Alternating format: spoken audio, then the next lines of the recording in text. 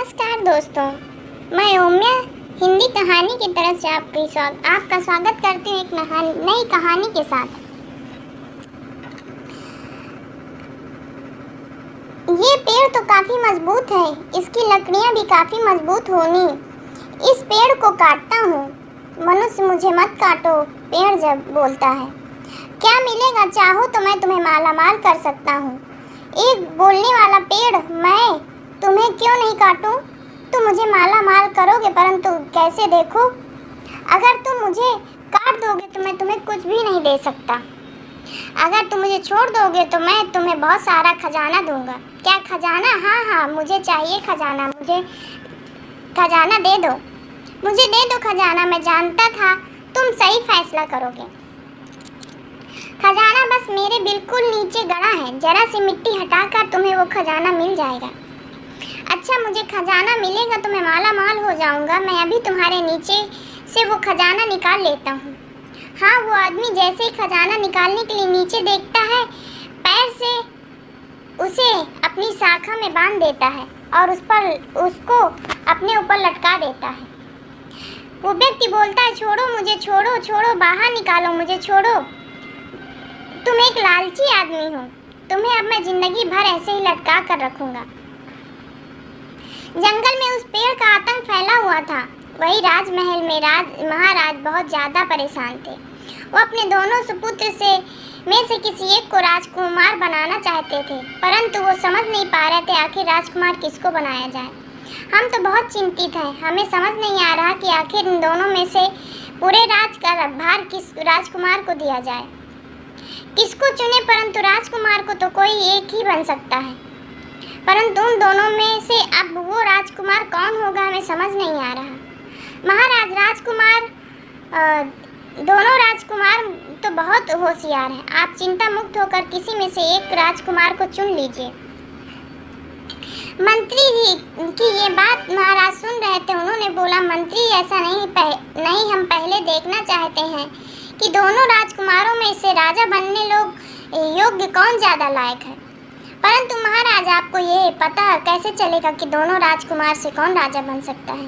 क्षमा कीजिए, परंतु मुझे दोनों राजकुमार ही राजा बनने के लायक लगते हैं। महाराज को तो यही चिंता थी। मंत्री, तभी तो हम समझ नहीं पा रहे हैं कि हम दोनों में से राजा किसको बनाएं। मंत्री ने कहा, महाराज सुनिए, आज इतनी सुबह कहाँ जा रहे हैं? अरे कमला, जंगल में लकड़ियाँ काटने जा रहा हूँ, और इतनी सुबह इसलिए जा रहा हूँ क्योंकि जब तक मैं जंगल में जाता हूँ सभी लकड़हारे अच्छी लकड़ियाँ काट कर जा चुके होते हैं और मुझे अच्छी लकड़ियाँ नहीं मिल पाती। तभी तो मुझे ज़्यादा कमाई भी नहीं हो पाती। कमाई के लिए इतनी जल्दी उठने की क्या ज़रूरत थी जी? कल से हमारा गुजारा हो तो रहा है। कमला देखो, तुम्हें एक अच्छी ज़िंदगी देना चाहता हूँ, इसलिए मैं जल्दी जाकर ज़्यादा कमाई करना चाहता हूँ। अब मैं चलता हूँ, अगर यहीं खड़ा रहा तो तुमसे बात करते करते शाम हो जाएगी। हाँ, अरे परंतु ये तो बता कर जाइए कि आप कब तक वापस आएंगे?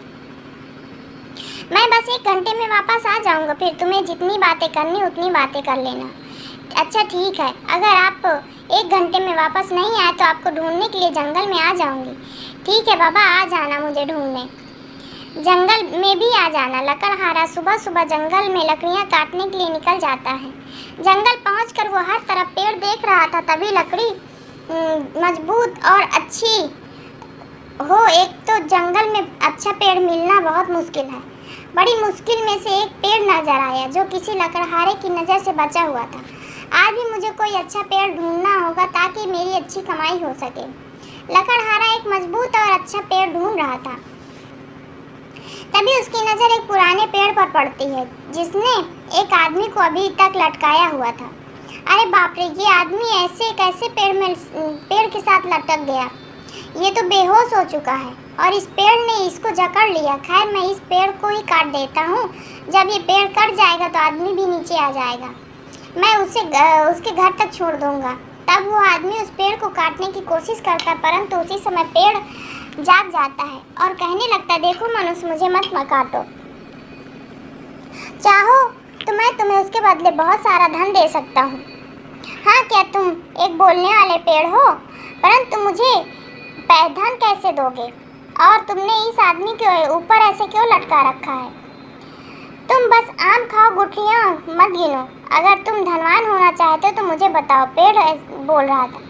तुम्हें बैठे बैठे करोड़पति बना सकता हूँ। क्या तुम मुझे बैठे बैठे इतना धनवान बना सकते हो? ठीक है, मैं तुम्हें नहीं काट रहा। अब बताओ तुम मुझे कहाँ से धन दोगे? मेरे ठीक नीचे एक सोने की देंग पड़ी हुई है। तुम चाहो तो उसे निकाल लो और बहुत अमीर बन जाओ। मैं तुम्हें नहीं रोकूंगा। मेरे बिल्कुल नीचे सोने की देंग है। अरे वाह, ये तो कमाल हो गया। मैं तो बस पेड़ काटने आया था और इतना सारा सोना मुझे मिल जाएगा। ठीक है, मैं तुम्हें छोड़ देता हूँ और उस सोने की देंग को अभी निकाल लेता हूँ। वो आदमी सोने की देंग निकालने के लिए नीचे की तरफ देखता है, तभी वो पेड़ उसे भी अपनी शाखा में लपेट कर ऊपर लटका देता है। अरे छोड़ो छोड़ो, मुझे क्यों लटका रहे हो? मुझे नीचे उतारो, छोड़ो मुझे, छोड़ो। एक लालची मनुष्य हो, तुम्हें बस धन चाहिए और अब तुम्हें हमेशा के लिए ऐसे लटके रहना होगा। अब लटकने का मजा करो। पेड़ उस आदमी को लटका देता है। वहीं घर से कमला बहुत परेशान थी क्योंकि उसका पति अभी तक नहीं लौटा था। अरे ये क्या हो गया? इन्होंने तो 1 घंटे को कह के गए थे और इतना समय बीत गया, अभी तक नहीं आए। अब बहुत हुआ, मैं खुद जंगल जाकर इन्हें ले आती हूँ। कमला अपने पति को ढूंढने के लिए जंगल निकल जाती है। काफी देर तक वो अपने पति को यहाँ वहाँ ढूंढती रहती है। कुछ समय बाद उसका पति उसे पेड़ के ऊपर लटका हुआ नजर आता है। वो बहुत डर जाती है। ये सब क्या हो गया? इस पेड़ में ने मेरे पति को क्यों लटका दिए? ये बहुत खतरनाक लग रहा है। महाराज, मुझे महाराज को ये सब बात बताना होगा। ये सब देखने के बाद कमला जल्दी जल्दी राजमहल की तरफ जाने लगती है। राजमहल पहुंचकर कमला महाराज को सारी घटना बताती है। देवी, हम आपके पति को उस पेड़ से छुड़वा कर वापस लाएंगे जरूर। अभी आप घर जाइए, हम आपके पति को जरूर वहां से लेकर आ जाएंगे। ठीक है महाराज, आपकी जो आज्ञा। वो कमला तब राजमहल से वापस घर चली जाती है। अर्जुन, हम तुम दोनों में से इस पूरे राज्य का राजा किसी एक को ही बनाना चाहते हैं, परंतु उससे पहले हम देखना चाहते हैं कि तुम दोनों में से कौन ज़्यादा लायक है। इसलिए तुम दोनों अब उस पेड़ के पास जाओ और वहां जाकर उस पेड़ को खत्म करके उस आदमी को वहां से छुड़वा कर लाओ। तुम दोनों में से जो कामयाब होगा उसी को हम पूरे राज्य का महाराज बनाएंगे। राजकुमार बोले, ठीक है पिताजी, जैसा आप चाहें वैसा ही हम करेंगे। उस पूरे पेड़ का नाश करके हम उस आदमी को छुड़वा कर वापस लाएंगे। नहीं पिताजी, पहले मैं जाऊंगा, बड़ा भाई कहने लगा। इसलिए बड़े भाई के होने के नाते पहले वहां जाने का अधिकार मेरा है। पहले मैं वहां जाकर उस पेड़ को हराऊंगा और इस पूरे राज्य का महाराज मैं ही बनूंगा। ठीक है महाराज, कहते हैं पहले तुम जाओ और उस पेड़ को खत्म करके जल्दी से वापस आ। प्रतापगढ़ के सिंहासन की लालच में शिव प्रताप जंगल में उस पेड़ को ढूंढने के लिए निकल जाते हैं। कुछ समय तक जंगलों में घूमने के बाद शिव प्रताप को वो पेड़ मिल जाता है। अच्छा, तो ये पेड़ है जिसने पूरे गांव में आतंक फैला रखा है। इसने तो दोनों आदमियों को ऊपर लटकाया हुआ। अभी इस पेड़ को काट देता हूँ और उसे खत्म कर देता हूँ, फिर मैं महाराज बन जाऊंगा। इस पूरे राज्य को देखो। तुम जो भी हो, मुझे मत काटो, मुझे मत मारो, मुझे नहीं मारो। मैं तुम्हें बहुत अमीर बना दूंगा, तुम धनवान हो जाओगे। मैं इस पूरे राज्य के महाराज का बेटा हूँ। तुम मुझे इतनी दौलत नहीं दे सकते जितनी मेरे पिताजी मुझे महाराज बना कर दे रहे हैं। भले ही तुम उस पूरे राज्य के महाराज के बेटे हो, परंतु महाराज भी तुम्हें उतना खजाना नहीं दे पाएंगे जितना खजाना मेरे पेड़ के नीचे गड़ा हुआ है। अगर तुम मुझे छोड़ दोगे तो मैं तुम्हें सारा खजाना दे दूंगा और तुम अपना एक अलग साम्राज्य खड़ा कर सकते हो। क्या तुम्हारे राजकुमार ने बोला, क्या तुम्हारे नीचे इतना सारा खजाना गड़ा हुआ है? क्या तुम सच कह रहे हो? मैं हमेशा सच कहता हूँ, झूठ तो मैं कभी कहता ही नहीं। अगर तुम्हें खजाना चाहिए तो मुझे छोड़ दो और मेरे नीचे से सारा खजाना निकाल लो। शिव प्रताप के मन में लालच आ जाता है, तभी वो खजाना निकालने के लिए नीचे देखता है, परंतु पेड़ शिव प्रताप को पकड़ कर ऊपर लटका देता है। अरे छोड़ो, मुझे वापस महल जाना है। मुझे महाराज बनना छोड़ो, मुझे लगता है तुम्हारे राजा बनने के बहुत शौक है। पेड़ की ऐसे बातें सुनकर शिव प्रताप घबरा जाता है। अब ऐसे ही लटके लटके पूरे राज्य पर राज करो। हाँ, पूरा एक दिन बीत चुका था, परंतु शिव प्रताप अभी तक राजमहल वापस नहीं आए। महाराजा और राजकुमार अर्जुन बहुत चिंतित हो रहे थे। इतना समय बीत गया परंतु अभी तक शिव प्रताप वापस नहीं आए। इसका मतलब वहाँ जरूर कोई गड़बड़ है। अर्जुन, तुम वहाँ जाकर जल्द से जल्द देखो क्या है, क्या हुआ। अर्जुन बोलता है, पिताजी आपकी जो आज्ञा है, मैं अभी जंगल जाता हूँ और उस पेड़ को खत्म करके अपने भाई को वापस लेकर आता हूँ। राजकुमार अर्जुन अपने भाई को ढूंढने के लिए जंगल निकल जाते हैं। कुछ देर तक ढूंढने के बाद राजकुमार अर्जुन को अपने भाई उस पेड़ पर लटके हुए मिलते हैं। तो अर्जुन बोला, ए पेड़, मेरे भाई को नीचे उतारो और इन सब आदमियों को भी नीचे उतारो, अभी के अभी। अरे इन सब की चिंता छोड़ो, बस तुम मुझे यहाँ बताओ कि तुम्हें अमीर होना है या नहीं। अगर तुम मुझसे कहोगे तो मैं तुम्हें बहुत सारी दौलत दे सकता हूँ। हाँ देखो, मुझे तुम्हारी दौलत नहीं चाहिए, अपनी दौलत अपने पास रखो। बस इन तीनों आदमियों को नीचे उतारो। क्या तुम कैसे आदमी हो, तुम्हें वाकई में सोना दौलत की ज़रूरत नहीं है। राजकुमार अर्जुन बोलते, नहीं, मुझे पैसे की ज़रूरत नहीं है। पेड़ कहता है, तुम्हें जितने पैसे चाहिए मैं उतना पैसा दे सकता हूँ, बस तुम बोल कर तो देखो। पेड़, मैं तुम्हें प्यार से कह रहा हूँ, तुमसे कुछ भी नहीं चाहिए मुझे, बस मेरे भाई और दोनों आदमियों को नीचे उतार दो। मैं तुम्हें कुछ भी नहीं कहूँगा, परंतु अगर तुमने मेरी बात नहीं मानी तो मैं तुम्हें नहीं छोड़ूंगा। इन तीनों को नीचे नहीं उतारूंगा। ये तीनों बड़े ही पापी हैं, ये ऐसे ही लटके रहेंगे और तुम क्या कर लोगे। हाँ, क्या कर लोगे बताओ। तब राजकुमार अर्जुन बोले, अगर तुमने अभी के अभी मेरे भाई और दोनों आदमियों को नहीं नीचे उतारा, मैं तुम्हें जला दूंगा, फिर तुम्हारा नामो निशान जंगल से मिट जाएगा। तब राजकुमार अर्जुन एक लकड़ी पर आग लगाकर उस पेड़ की तरफ करते हैं। नहीं नहीं नहीं, ऐसा मत करो मेरे साथ, ऐसा मत करो, मैं तो मजाक कर रहा था। तुम्हारे भाई और दोनों आदमियों को मैं अभी नीचे उतार देता हूँ। और हाँ, ये देखकर वो बहुत पेड़ डर जाता है और तीनों को अपनी साख से छोड़ देता है और तीनों नीचे गिर जाते हैं। परंतु तीनों भी बेहोश थे। अगर इस पेड़ को ऐसा ही छोड़ दिया, राजकुमार अर्जुन सोचने लगे, ना जाने कितने आदमियों को रोज ऐसे ही लटकाता रहेगा, मैं इसे जला देता हूँ। तब राजकुमार अर्जुन उस पूरे पेड़ पर आग लगा देते हैं और देखते ही देखते पूरा पेड़ जल जाता है। पूरा पेड़ जलने के बाद वहाँ एक बड़ी ही सुंदर परी प्रकट होती है। राजकुमार, आपका बहुत धन्यवाद, मैं कब से इस पेड़ में फंसी हुई थी, आपने इसे जलाकर मुझे आज़ाद कर दिया। इस श्राप की वजह से मैं पेड़ से कभी बाहर नहीं निकल सकती थी, आपका बहुत बहुत शुक्रिया। राजकुमार अर्जुन ने सब कुछ ठीक कर दिया था। राजमहल पहुंचकर राजकुमार अर्जुन महाराज को सब कुछ बताते हैं। महाराज राजकुमार अर्जुन के इन कारनामों से बहुत खुश थे और राजकुमार अर्जुन को ही अगला महाराज चुन लेते हैं। कमला भी अपने पति के साथ बहुत खुश थी और राजकुमार अर्जुन अपनी तेज बुद्धि के कारण अब पूरे प्रतापगढ़ के राजा बन चुके थे और सभी बहुत खुश थे। प्यारे दोस्तों, अगर आपको मेरी ये कहानी अच्छी लगे तो मेरे चैनल को लाइक, सब्सक्राइब और शेयर जरूर कर दीजिए। प्रतापगढ़ का एक बहुत खूबसूरत राज्य, वहाँ के सभी लोग खुशी खुशी अपना जीवन व्यतीत कर रहे थे। वहाँ के महाराज वीर प्रताप अपनी प्रजा के लिए बहुत कुछ किया, परंतु प्रतापगढ़ की खुशहाली की वजह सिर्फ एक शक्तिशाली था जो प्रतापगढ़ के जंगलों में स्थापित था।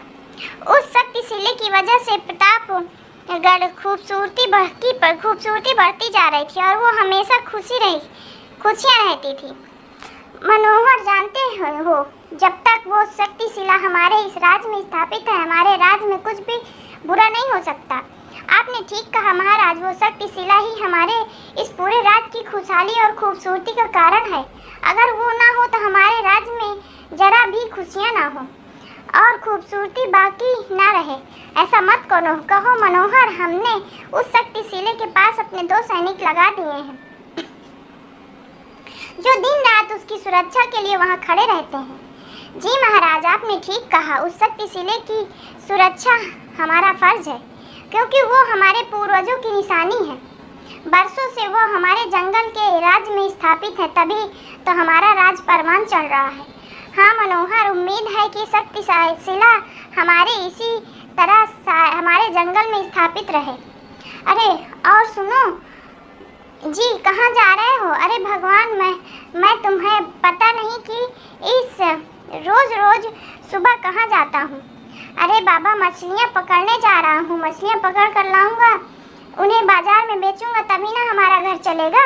हाँ हाँ जाओ, मछलियाँ ही पकड़ लाओ, पकड़ते रहो। और मेरे माता पिता भी मेरी शादी एक मछुआरे से ही कर दी।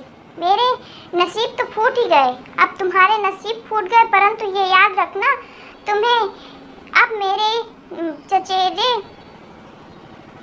मछुआरे के साथ ही रहना है। तुम्हारे मुंह लगने से अच्छा मैं जाकर मछलियाँ ही पकड़ लाता हूँ। हाँ हाँ जाओ जाओ, रोका किसने है तुम्हें? मछलियाँ अपने घर से मछलियाँ पकड़ने के लिए निकल जाता है। कुछ देर में वो झील के पास पहुँचता है। वो वहाँ बैठा मछलियाँ पकड़ने लगता है। अरे मेरी पत्नी समझती क्या है अपने आप को, ऐसा लगता है कि किसी ना बाबा के घरों में ऐसे आई हो। एक दिन सारी मछलियाँ पकड़कर इतना बड़ा आदमी बन जाऊंगा, तब इसे पता लगेगा कि मैं कितना बड़ा मछुआरा हूँ। हारे हो, कौन हो तुम? कौन हो तुम? इंसान हो या फिर कोई मछली? मुझे कुछ समझ नहीं आ रहा। मनुष्य, मछली बोली, डरो नहीं, मैं इस पूरी झील की जलपरी हूँ, राजा हूँ। मैं बस यहाँ तुमसे कुछ ज़रूरी बात करने आई हूँ।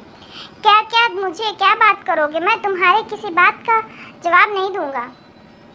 मुझे जाने दो, मैं जा रहा हूँ। अरे रुको, कहाँ जा रहे हो?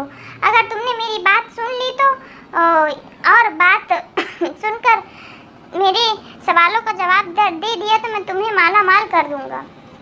मुझे इतना धन दे दोगे अगर मैं तुम्हारे सवालों का जवाब दे दूंगा कि मेरी पत्नी कभी मुझे ताना ना दे? हाँ हाँ ज़रूर दे दूंगा। इतना पैसा दूंगा कि तुम्हारी पत्नी कभी मुंह नहीं खोल पाएगी। मछली बोली, अरे मनुष्य, तुम क्या सोचने लगे? तुम मेरा काम करोगे या नहीं? फिर नहीं, हाँ, अगर तुम मुझे माला माल कर दोगे तो मैं तुम्हारा सारा काम कर दूंगा, परंतु मैं एक आम मछुआरा हूँ। तुम मुझसे क्या काम करवाना चाहते हो? तुम सारे जंगल में एक जादुई शक्तिशिला स्थापित है, मुझे बस किसी तरह वो शक्तिशिला ला कर दे दो, फिर मैं तुम्हें माला माल कर दूंगा। क्या तुम्हें वो शक्तिशिला चाहिए?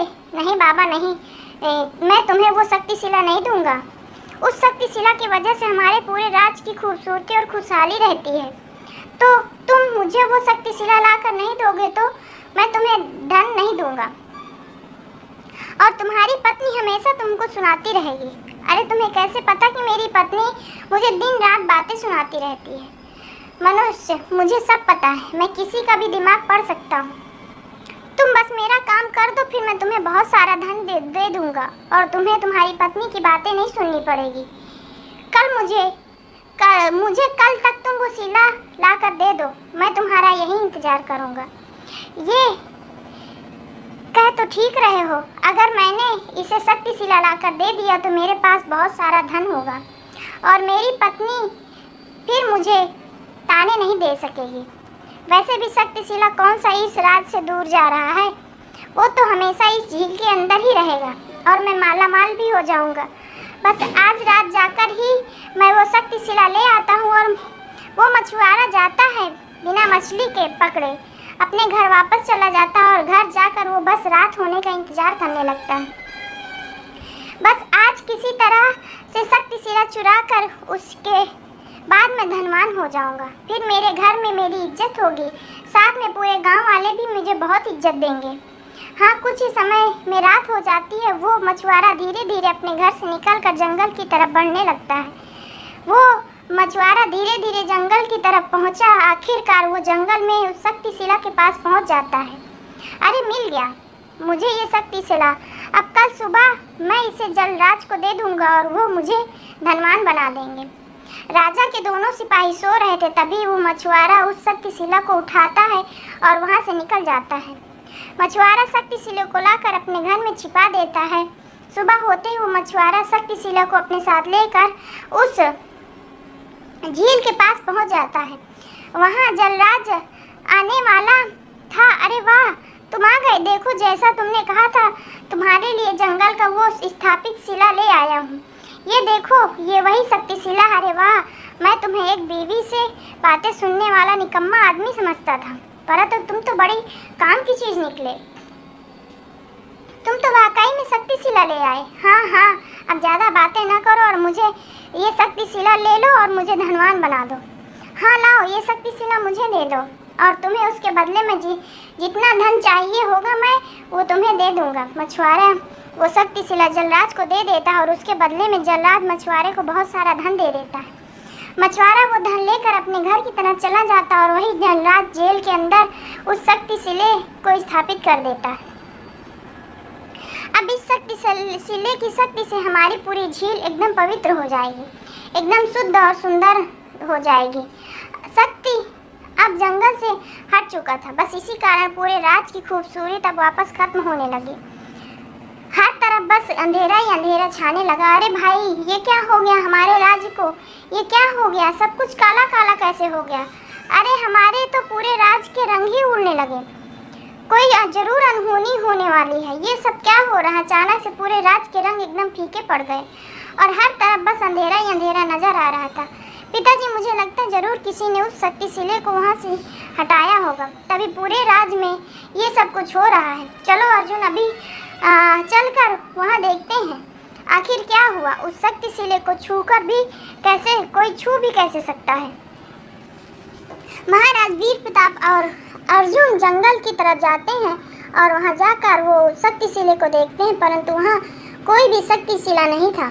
तुम्हारा शक सही था अर्जुन, जरूर किसी ने उस शक्ति शिले को यहाँ से चुरा लिया है, तभी हमारे पूरे राज्य में ऐसा अंधेरा फैल गया है। परंतु पिताजी, अब हम क्या करेंगे? हमें उस शक्ति शिले को ढूंढना चाहिए। तुमने सही कहा अर्जुन, हमें किसी भी तरह उस शक्ति शिले को ढूंढना होगा, नहीं तो हमारा पूरा राज्य एक दिन तबाह हो जाएगा। परंतु हमें तो कुछ समझ नहीं आ रहा है, आखिर कौन उस शक्ति शिले को ले जा सकता है। अब हम उसे कहाँ ढूंढे? पिताजी, आप चिंता मत कीजिए।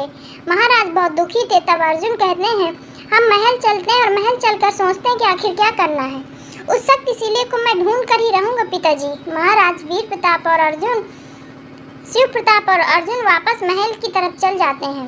अरे बाप रे, ये मैंने क्या कर दिया, ये मैंने क्या कर दिया? मछुआरा बहुत सोचता ही रहा, ये सब कुछ जरूर उस शक्ति शिले की वजह से हो रहा है। मैंने इस धन के लालच में आकर अपने पूरे राज्य को तबाह कर दिया। अब मैं क्या करूं, कहाँ जाऊं और क्या मैं महाराज के पास जाकर उन्हें सब कुछ बता दूं? मछुआरा चिंतित था। अब महाराज जी उससे उस शक्ति शिले को वापस ला सकते हैं। मछुआरा बहुत बड़ी गलती कर दी थी और उसने अपनी गलती का एहसास भी हुआ, इसलिए वो राजमहल पहुंचता और राजमहल पहुंचकर मछुआरा महाराज को सब कुछ सच सच बता देता है। मूर्ख, तुम बड़े मूर्ख हो, तुमने ये क्या कर दिया? पूरे राज्य को तबाह कर दिया, सिर्फ और सिर्फ उस धन की लालच में। महाराज, मुझे क्षमा कर दीजिए, मुझसे बहुत बड़ी गलती हो गई। मैं जानता था कि उस शक्ति शिले के हटाने से पूरा राज्य तबाह हो जाएगा। राजकुमार अर्जुन बोलते हैं, पिताजी आप चिंता मत कीजिए, अब उस जलराज से वो शक्ति शिला वापस लेकर ही मैं आऊँगा, मुझ पर भरोसा रखिए। अर्जुन, हमें तुम पर भरोसा है, बस जल्दी से जल्द वो शक्ति शिला वापस लेकर आओ, नहीं तो इस राज्य का अंत निश्चित है। राजकुमार अर्जुन उस शक्ति शिले को वापस लेने के लिए जंगलों की तरफ निकल जाते हैं। सबसे पहले हमें बाबा के पास जाना चाहिए, क्योंकि उनकी सहायता के बगैर हम कुछ नहीं कर सकते। कुछ ही देर में अर्जुन बाबा ओम के पास पहुंच जाते हैं। अर्जुन, तो अब तुम इस शक्ति शिले को वापस लाने के लिए जलराज के पास जाओ। वो भी उस झील के अंदर है। गुरुजी, मैं वहां जाकर उस जलराज को समझाना चाहता हूँ कि उस शक्ति शिले से हमारा पूरा राज्य हमेशा के लिए खूबसूरत है, मगर वो नहीं तो हमारा राज्य की खूबसूरती भी गायब हो जाएगी। तुम्हें क्या लगता है जलराज इतनी आसानी से समझ जाएगा? गुरुजी, मैं उस जल्लाद को समझाने की पूरी कोशिश करूंगा, बस आप मुझे आशीर्वाद दे दीजिए, मैं उस झील के अंदर सांस ले पाऊँ।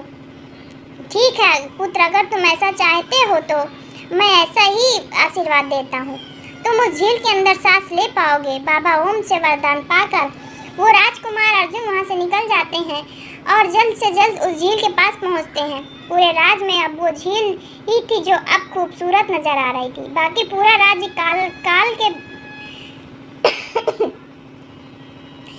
आगोश में था।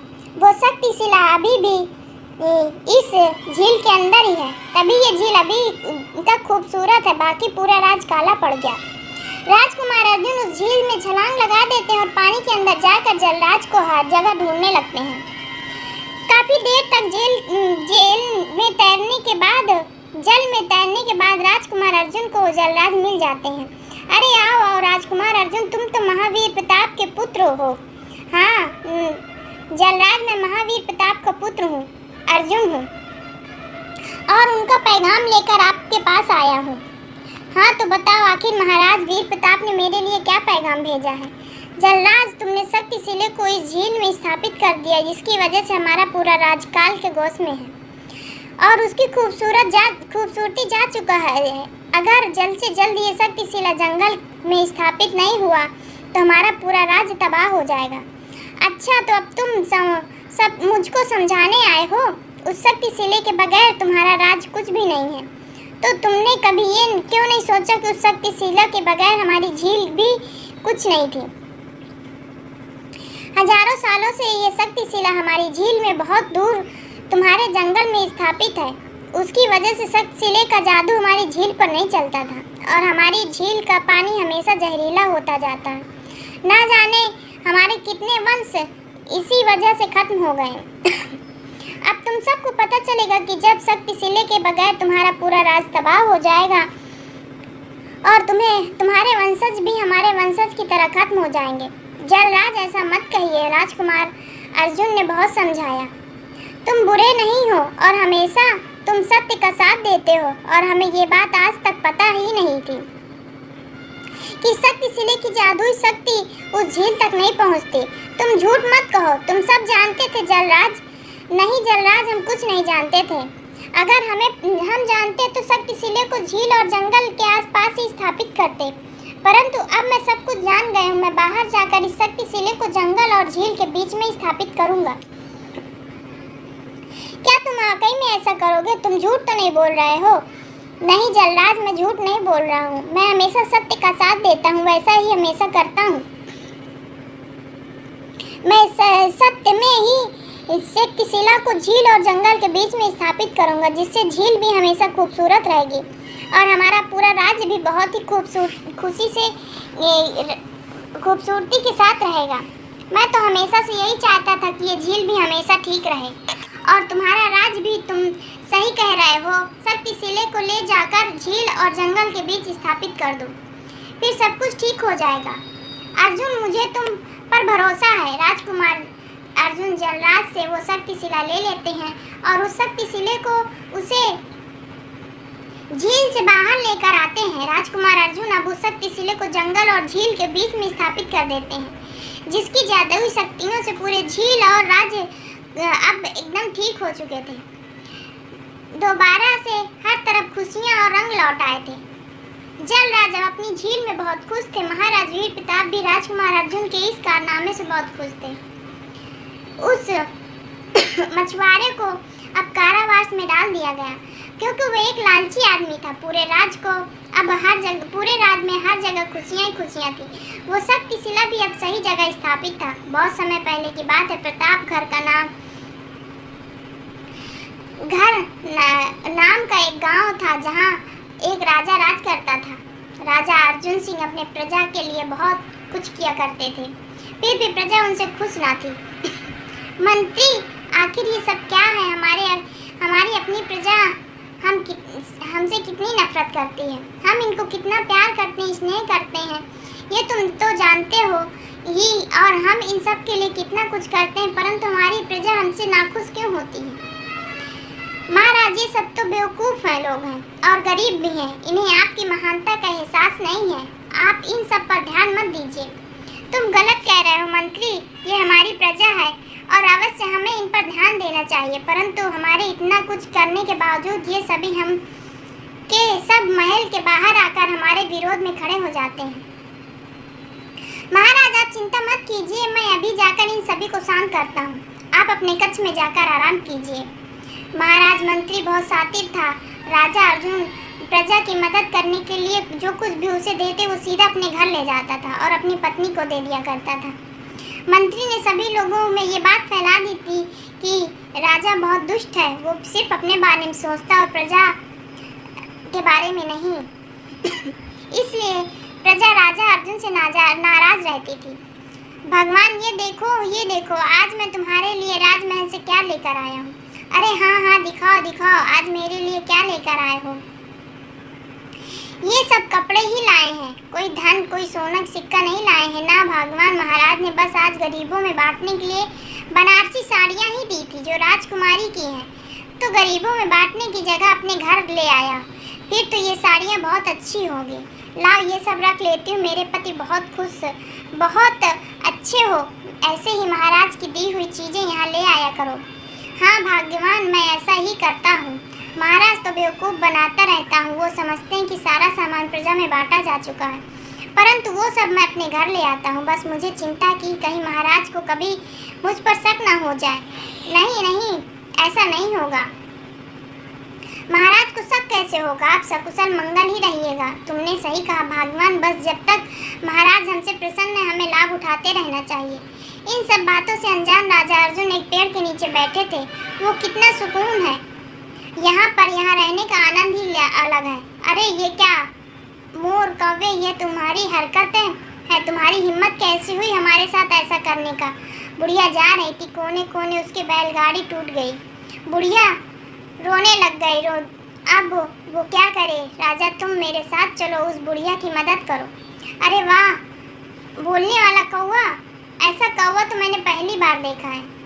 परंतु तुम किस बुढ़िया की बात कर रहे हो। राजा मेरे साथ चलो, उस बुढ़िया की मदद करो। राजा मेरे साथ चलो, उस बुढ़िया की मदद करो। हाँ चल रहा हूँ। राजा उस कौवे के साथ चलने के लिए तैयार हो जाते हैं और कहते हैं शोर मत मचाओ, मैं चल रहा हूँ। राजा अर्जुन कौवे के पीछे पीछे जाते हैं और गांव में उस बुढ़िया तक पहुंच जाते हैं। बुढ़िया की बैलगाड़ी टूटी हुई थी। महाराज देखिए ना, मैं रास्ते से जा रही थी, मेरी बैलगाड़ी टूट गई। महाराज अब मैं क्या करूं, मेरी मदद करें।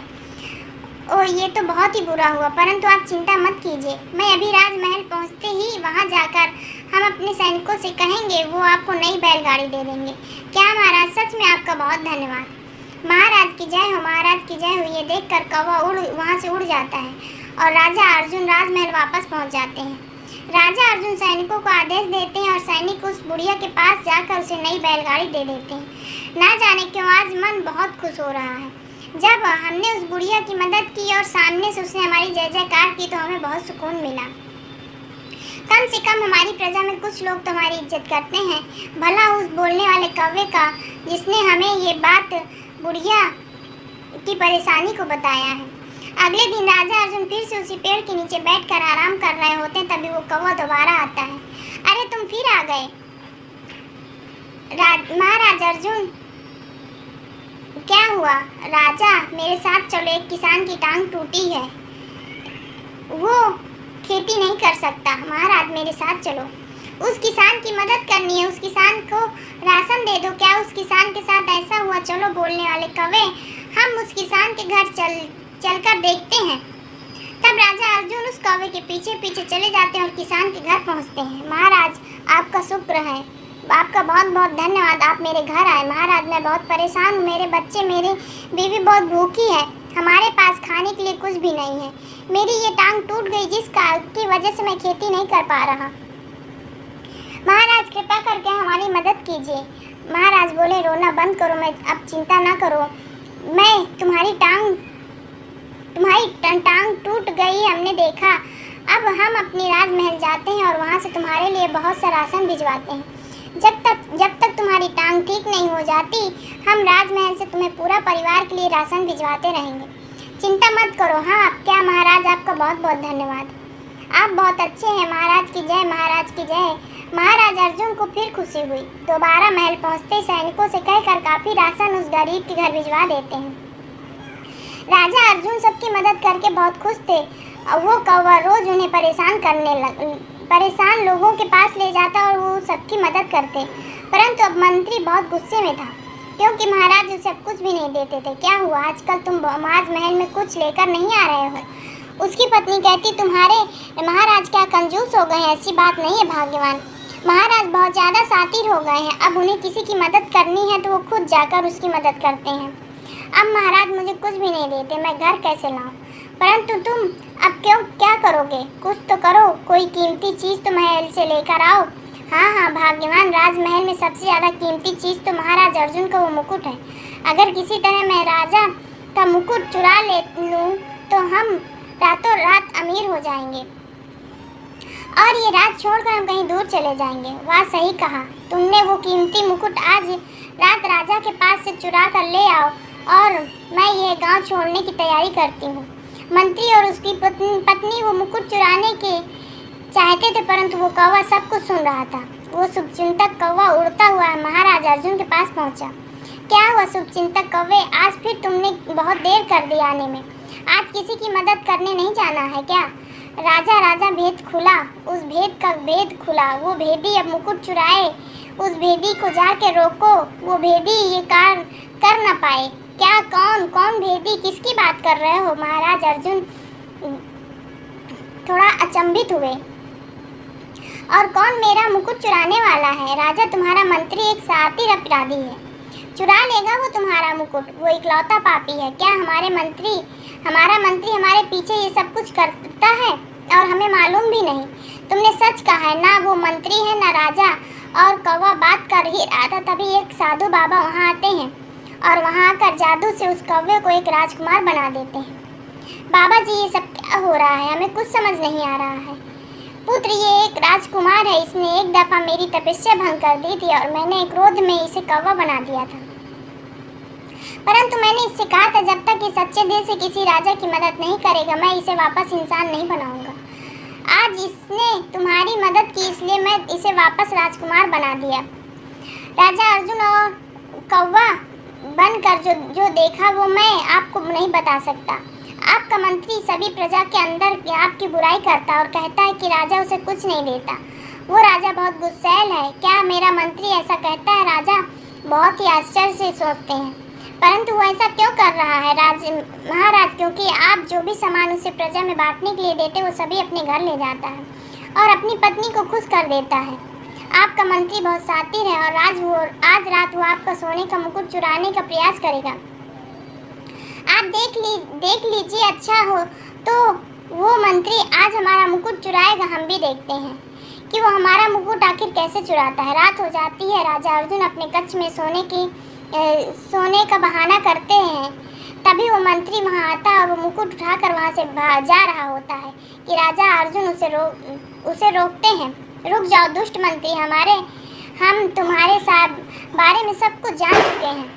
क्या महाराज आप जाग रहे हैं? मैं तो समझा कि आप सो चुके हैं। नहीं मूर्ख मंत्री, हम जाग रहे थे। हम बस देखना चाहते थे कि तुम हमारा मुकुट चोरी करने के लिए आते हो या नहीं, और हमें तुम्हारे बारे में सब कुछ पता चल गया है। कैसे तुम हमारा दिया हुआ सारा सामान अपने घर ले जाते हो और सभी से हमारी बुराइयां करते हो। महाराज मुझे क्षमा कर दीजिए। आइंदा मैं ऐसा कुछ नहीं करूँगा। हाँ नहीं, मैं तुम्हें महाराज अर्जुन उसे दूसरा मौका नहीं मिलेगा। मैं तुम्हें दूसरा मौका कभी दूंगा नहीं। तुम दुष्ट हो और सारी जिंदगी कारावास में बैठकर इसी तरह माफिया मांगते रहना। वही तुम्हारा असली घर है। इसके बाद राजा मंत्री को हमेशा के लिए कारावास में डाल देते हैं और अपनी प्रजा की मदद कर वो बहुत खुश होते हैं। सारी प्रजा अपनी महाराज से बहुत खुश हो जाती है।